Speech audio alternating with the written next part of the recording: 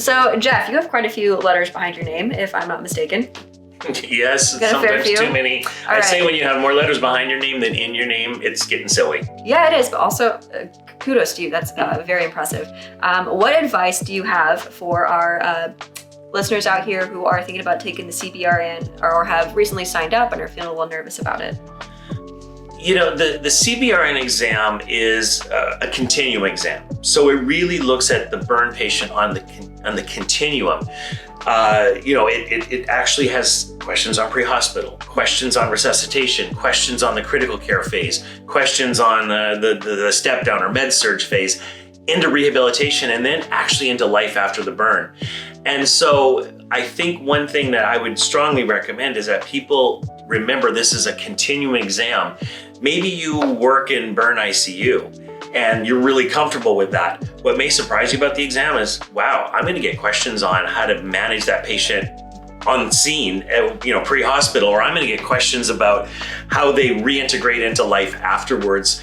And so my advice is to make sure you look at the entire continuum and be prepared to answer questions about every part of the patient's journey.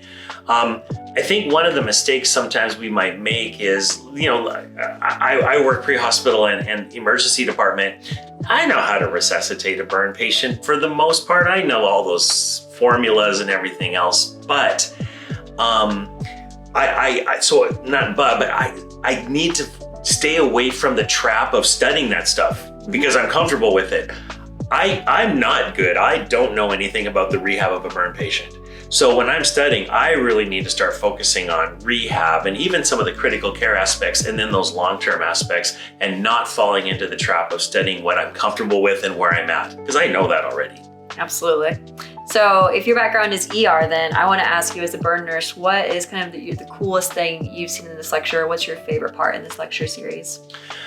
I think for me, in writing these lectures alongside of you, the thing that I enjoyed and learned the most was the wound management lecture. Mm-hmm. I knew nothing about wound management. And I remember when I first got the material from you and I started, doing my part, how overwhelmed I was with all the dressings and all the grafts and just how grafts are taken and all the different things. And I remember that first iteration of the lecture we did, I just basically took what you did and made it look good.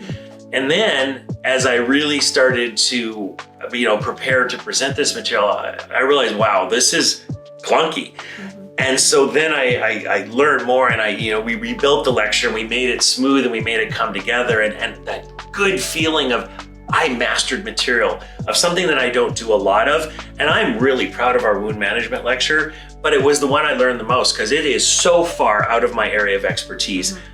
But it was one of the areas I did the best on and scored the highest in the CBRN. And that's thanks to you helping me learn all this stuff. So I hope whoever watches our video series can say the same. I don't know anything about wound management, but wow, after those two taught me, I can get the highest score possible. That's right. We've put a lot of effort, I would say specifically into that lecture, a lot of effort has gone into kind of reworking that and making it the best it can be. So speaking of reworking, this is the first course that you have recorded with another author here, another lecturer. So how was teaching with you, Jeff? Yeah, I gotta be honest with you. This was a dream, but also an experiment. Yes. Any of you who've watched Solheim Enterprises stuff in the past know that, we have a speaker who is an expert in the field and they present.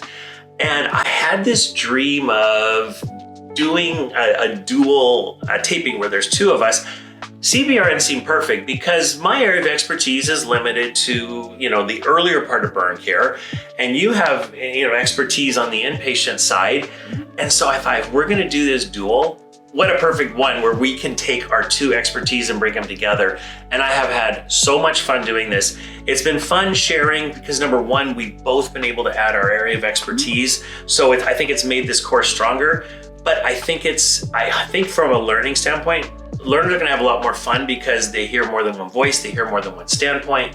And honestly, I just had a lot of fun working with you. And I hope our audience just finds just as much fun watching us interact and have fun with each other as we did sitting here in the studio doing it together. Yeah, I think I would say a lot of the same thing if you asked the question back. When I recorded the first set of lecture series, I don't think I ever actually laughed out loud during the lecture series. Sitting and recording to a camera is not always the most stimulating activity. You definitely don't get the kind of feedback you get when you're teaching with another person. So it's definitely been significantly more enjoyable having another human to teach with, having another brain to bounce things off of and feed off of. I think it's been a successful experiment. I think it's gone quite well.